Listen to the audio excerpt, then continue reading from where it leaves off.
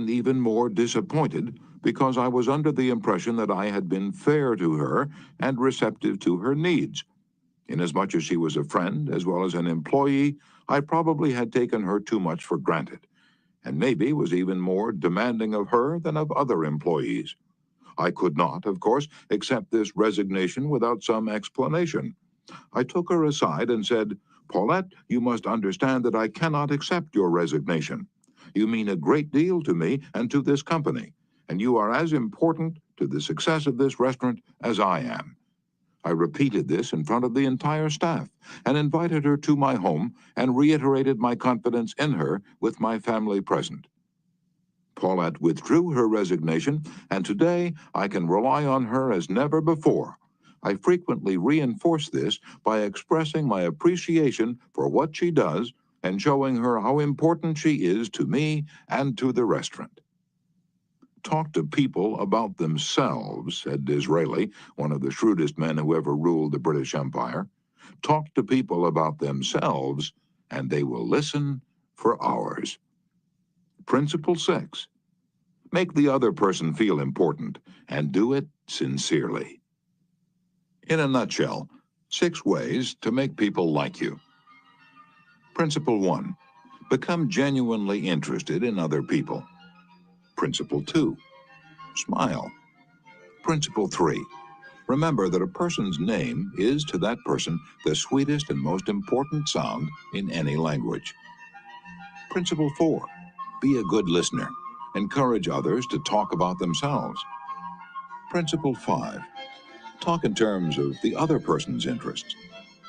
Principle 6.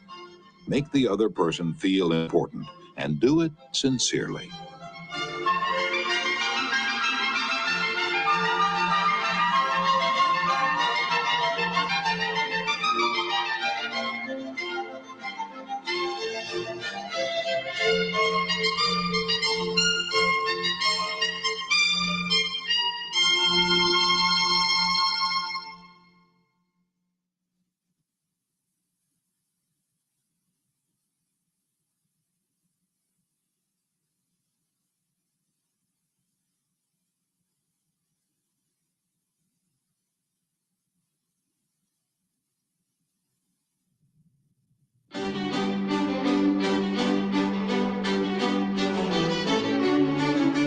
Part 3. How to win people to your way of thinking. Chapter 1. You can't win an argument. Shortly after the close of World War I learned an invaluable lesson one night in London. I was manager at the time for Sir Ross Smith. During the war, Sir Ross had been the Australian ace out in Palestine, and shortly after peace was declared, he astonished the world by flying halfway round it in 30 days. No such feat had ever been attempted before. It created a tremendous sensation.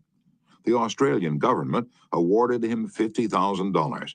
The King of England knighted him, and for a while he was the most talked about man under the Union Jack.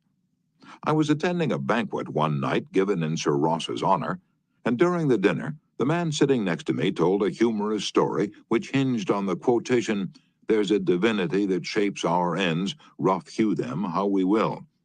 The raconteur mentioned that the quotation was from the Bible. He was wrong, I knew that. I knew it positively. There couldn't be the slightest doubt about it. And so, to get a feeling of importance and display my superiority, I appointed myself an unsolicited and unwelcome committee of 1 to correct him. He stuck to his guns. "What, from Shakespeare? Impossible. Absurd. That quotation was from the Bible, and he knew it." The storyteller was sitting on my right, and Frank Gammond, an old friend of mine, was seated at my left. Mr. Gammond had devoted years to the study of Shakespeare, so the storyteller and I agreed to submit the question to Mr. Gammond. Mr. Gammond listened. He kicked me under the table and then said, "Dale, you're wrong. The gentleman is right. It is from the Bible." On our way home that night, I said to Mr. Gammond, "Frank, you know that quotation was from Shakespeare." "Yes, of course," he replied. "Hamlet, Act 5, Scene 2. But we were guests at a festive occasion, my dear Dale. Why prove to a man that he is wrong? Is that going to make him like you? Why not let him save his face? He didn't ask for your opinion. He didn't want it. Why argue with him? Always avoid the acute angle. The man who said that taught me a lesson I'll never forget. I'd not only made the storyteller uncomfortable, but it put my friend in an embarrassing situation. How much better it would have been had I not become argumentative. It was a sorely needed lesson because I'd been an inveterate arguer. During my youth, I'd argued with my brother about everything under the Milky Way.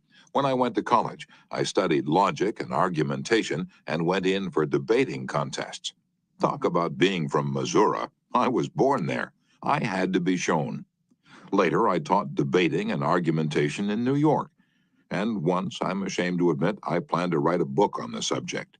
Since then, I have listened to, engaged in, and watched the effects of thousands of arguments.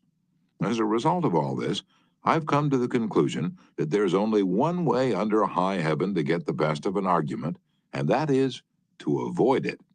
Avoid it as you would avoid rattlesnakes and earthquakes. 9 times out of 10, an argument ends with each of the contestants more firmly convinced than ever that he is absolutely right. You can't win an argument. You can't, because if you lose it, you lose it. And if you win it, you lose it. Why? Well, suppose you triumph over the other man and shoot his argument full of holes and prove that he is non compos mentis. And then what? You will feel fine. But what about him? You've made him feel inferior. You've hurt his pride. He will resent your triumph. And a man convinced, against his will, is of the same opinion still. Years ago, Patrick J. O'Hare joined one of my classes. He had had little education, and how he loved a scrap. He had once been a chauffeur, and he came to me because he had been trying, without much success, to sell trucks. A little questioning brought out the fact that he was continually scrapping with and antagonizing the very people he was trying to do business with. If a prospect said anything derogatory about the trucks he was selling, Pat saw red and was right at the customer's throat. Pat won a lot of arguments in those days. As he said to me afterward, I often walked out of an office saying, I told that bird something. Sure, I'd told him something, but I hadn't sold him anything. My first problem was not to teach Patrick J. O'Hare to talk. My immediate task was to train him to refrain from talking and to avoid verbal fights. Mr. O'Hare became one of the star salesmen for the White Motor Company in New York. How did he do it? Here's his story in his own words. If I walk into a buyer's office now and he says, "What, a white truck? They're no good. I wouldn't take one if you gave it to me. I'm going to buy the Who's It truck." I say, "The Who's It's a good truck. If you buy the Who's It, you'll never make a mistake. The Who's It's are made by a fine company and sold by good people." He's speechless then. There's no room for argument. If he says the Who's It's the best, and I say, "Sure it is," he has to stop. He can't keep on all afternoon saying it's the best when I'm agreeing with him. We then get off the subject of the Who's It, and I begin to talk about the good points of the white truck. There was a time when a remark like his first one would have made me see scarlet and red and orange. I'd start arguing against the Who's It, and the more I argued against it, the more my prospect argued in favor of it. The more he argued, the more he sold himself on my competitor's product. As I look back now, I wonder how I was ever able to sell anything. I lost years of my life in scrapping and arguing. I keep my mouth shut now. It pays. As wise old Ben Franklin used to say, if you argue and rankle and contradict, you may achieve a victory sometimes, but it will be an empty victory because you will never get your opponent's goodwill. So figure it out for yourself. Which would you rather have, an academic, theatrical victory or a person's goodwill?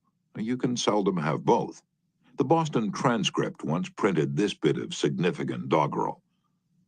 Here lies the body of William J., who died maintaining his right-of-way.